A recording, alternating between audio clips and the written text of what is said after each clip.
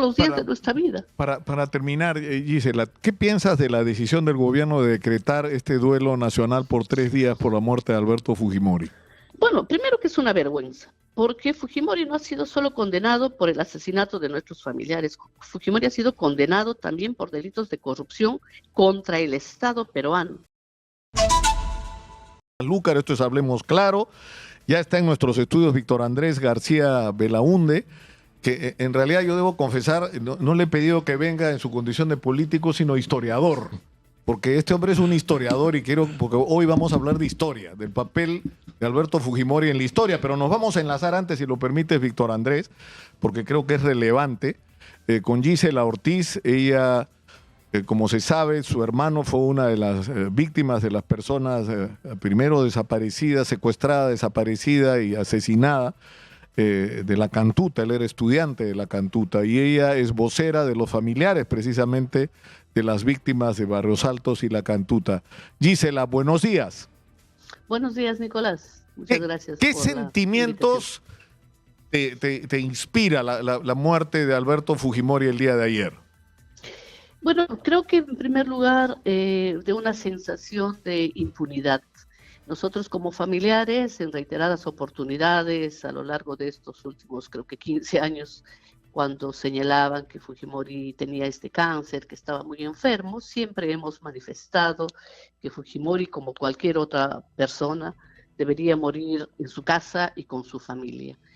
Tener la oportunidad de despedirse, una oportunidad que no tuvimos nosotros, y que pudieran de alguna manera hermanarse en el dolor para despedirlo. Sin embargo, en el caso de Fujimori, lamentablemente en los últimos meses, nuevamente se le dio un indulto que no le correspondía, en base a mentiras, en base a argumentos médicos inexistentes en la época. Y creo yo que esa sensación de burla, no solamente a la justicia, al sentido de la justicia, sino también al dolor de los familiares, nos ha dejado esa sensación de una muerte en impunidad, ¿no? De que en este país no solamente los delincuentes, los violadores de derechos humanos tienen muchísimos más derechos que las víctimas, y creo yo que no podemos permitirnos que una muerte como un hecho natural borre nuestra memoria y cambie la historia de quienes han sido estos personajes, estos delincuentes que tanto daño nos han causado. Ahora, Gisela, el hecho de que Alberto Fujimori haya muerto ayer, el oncólogo, el doctor Gutiérrez, no tengo el nombre de pila del doctor Gutiérrez, pero él ha hecho un reporte de cuál era su condición. Él tenía, por un lado, un cáncer en la lengua permanentemente, que en realidad fue deteriorando, no progresó positivamente. Tenía una condición cardíaca, tenía, creo, un marcapaso, no sé, un tema con el corazón, pero adicionalmente el doctor Gutiérrez informó que el cáncer de la lengua le había saltado a los pulmones y que el pronóstico era, digamos, no era el mejor. Es decir, de alguna manera el hecho de que Alberto Fujimori muriera el día de ayer en las condiciones que murió, ¿no te parece que le da la razón, más allá de las circunstancias de cómo se hizo el indulto, ¿no es cierto? El hecho de que sí era legítimo darle el indulto para permitirle que esté estos últimos meses de su vida con su familia. Sí, puede ser legítimo. Lo que yo no puedo justificar es las maneras, la forma como se hizo desde el inicio. Ninguna de estas razones médicas han sido parte del expediente del indulto. Y en todo caso se vivió una mentira durante muchísimos años. Sin duda, una persona de 86 años, la salud misma se le complica y hay razones ya no solamente de una enfermedad inicial, sino que esta se va generalizando y se va complicando también con otros problemas cardíacos que son propios de los adultos mayores. De eso yo no tengo ninguna duda. Pero lo que estamos aquí cuestionando es la forma indebida primero cómo se negoció el indulto con Pedro Pablo Kuczynski y luego cómo este Tribunal Constitucional, elegido por el fujimorismo mayoritariamente, le otorgó por razones indebidas. Aquí no se trata de que si es Alberto Fujimori o Juan Pérez, aquí de lo que se trata es de que somos un país que mínimamente tiene que respetar las reglas, las normas, las leyes que están establecidas para garantizar el derecho de todos y todas. Y es lo que Fujimori y su familia nunca ha hecho. Y eso es lo que estamos señalando el día de hoy, porque no podemos justificar no solamente esa negociación política para otorgarle un indulto que en su momento se demostró que no tenía la enfermedad ni la gravedad que estaba señalando. Y sin duda, si se hubiera presentado las razones médicas que ahora el doctor está explicando, o sea, nosotros de ninguna manera hubiéramos objetado ese hecho, ¿no?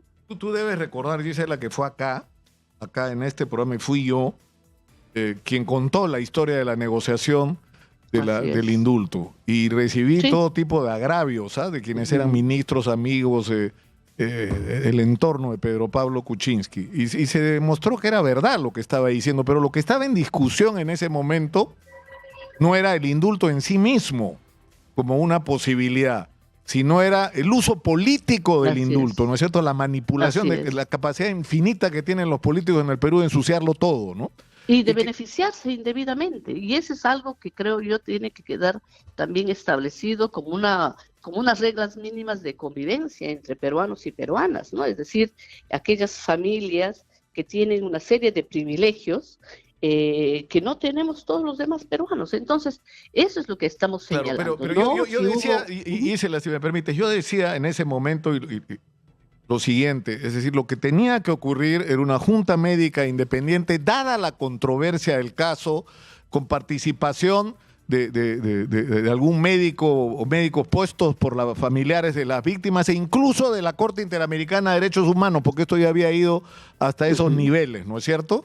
Y que en ese contexto, en base a un informe médico supervisado, se tomara la decisión. Y yo estoy seguro, sobre todo en la última etapa, que la conclusión iba a ser que sí merecía el indulto. Es, exacto. Seguramente. Coincido contigo. En ese momento, cuando se dio el indulto de Pedro Pablo Kuczynski, hubo una junta médica que presentó un informe ante la Corte Suprema, que fue la que decidió, por mandato de la Corte Interamericana, el dirimir este tema. Y ahí se demostró que no tenía la enfermedad, la gravedad que se señalaba. Luego, ha pasado después de eso 3, 4 años, y sin duda, Fujimori ha ido agravando su enfermedad también por la propia edad y las condiciones y la gravedad misma de la que devienen este tipo de enfermedades, y sin duda le hubiera correspondido el indulto. Yo no tengo tampoco duda de ello. Y como le hemos vuelto a decir como familiares, nosotros de ninguna manera nos hubiéramos opuesto con las razones expuestas a que él vaya a su casa a terminar sus últimos días como le corresponde a cualquier persona, ¿no? Yo tengo una pregunta o dos, ¿no? Yo entiendo tu sentimiento, ¿no es cierto? Tu hermano fue detenido irregular, ilegalmente, literalmente secuestrado, torturado, asesinado.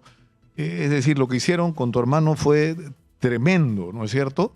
Y además, bajo la acusación, a mí me impresionó mucho en el caso de Ayacucho el testimonio, fíjate, de hace poco nomás, de una señora que decía que a ella la mataron 3 veces. Le mataron a su marido, que estaba en la calle en Ayacucho en diciembre del año 2022. Ella estaba dando embarazada, le dio de su sangre, o sea, donó sangre para tratar de salvarle la vida a su marido, y fue infructuoso, pero en el camino perdió a sus mellizos. Pero ella dice, me mataron 3 veces cuando me acusaron de terrorista, cuando dijeron que mi marido era terrorista, porque para mí eso fue como si me mataran 3 veces. Por eso yo entiendo tu sentimiento, pero ¿tú le reconoces algún mérito a Alberto Fujimori? No, yo creo que lamentablemente no puedo tener un calificativo bueno para alguien que no solo destruyó a mi familia, que destruyó a miles de familias, pero además que creo que una de las cosas igual de graves es que sembraron porque fue Fujimori y fue Montesinos en el servicio de inteligencia, toda esta historia de que nuestros familiares eran terroristas senderistas. Y eso es algo que hasta ahora no solamente mancha la dignidad de mi hermano, de nosotros mismos como familia, sino que es la justificación perfecta para todos aquellos que siguen pensando que lo que hizo el Grupo Colina está bien, que siguen justificándolo, que siguen extrañando que no nos haya terminado de matar a nosotros y que ahora les han regalado una libertad que no les corresponde, porque no se ha entendido lo que ha significado, lo que significa la gravedad de las violaciones a los derechos humanos. Y por eso tenemos un gobierno asesino como el de Dina, que ha matado a 50 peruanos y no pasa nada. Las vidas se destruyen porque uno de pronto tienes que dedicarte a esta tarea de buscar respuestas, de buscar cuerpos, de cerrar un duelo que cuesta, y que además hay que estar permanentemente, ya no digo ni explicando el contexto, explicando quiénes eran nuestros familiares, sino también defendiéndonos. Entonces, frente a cualquier hecho, se señala otra vez a las víctimas y las víctimas ya no están para defenderse.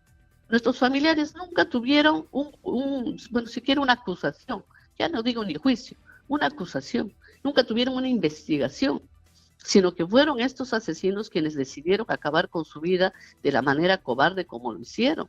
Entonces, de ninguna manera puedo pensar en que una persona que obra bien termina aceptando, termina premiando, termina permitiendo la creación de un grupo de asesinos cuyos crímenes no hemos terminado de conocer, porque hay muchos de los, como el caso de Pedro Yauri, cuyo cuerpo sigue desaparecido 32 años después.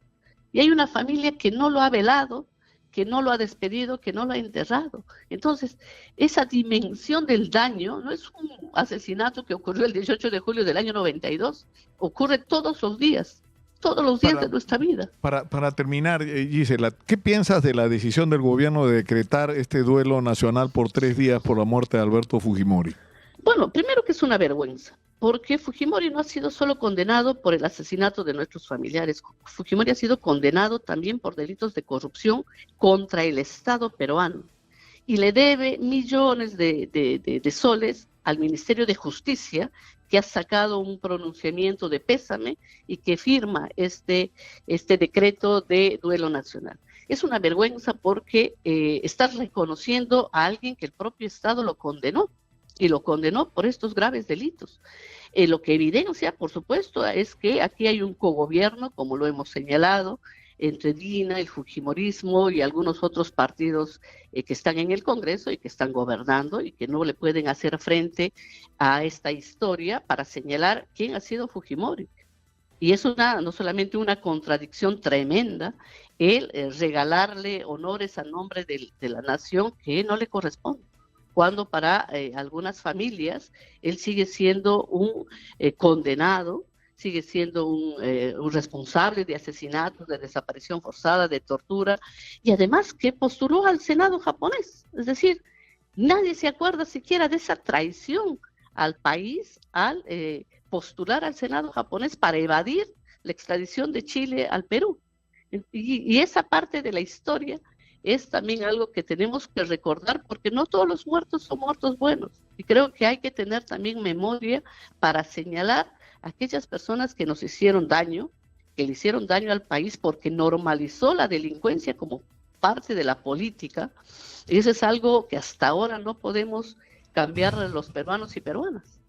Gisela, te agradezco mucho por habernos atendido esta mañana. Ha sido muy gentil. Muchas gracias. Gracias, Nicolás. Gracias. Gisela Ortiz, ustedes la han escuchado.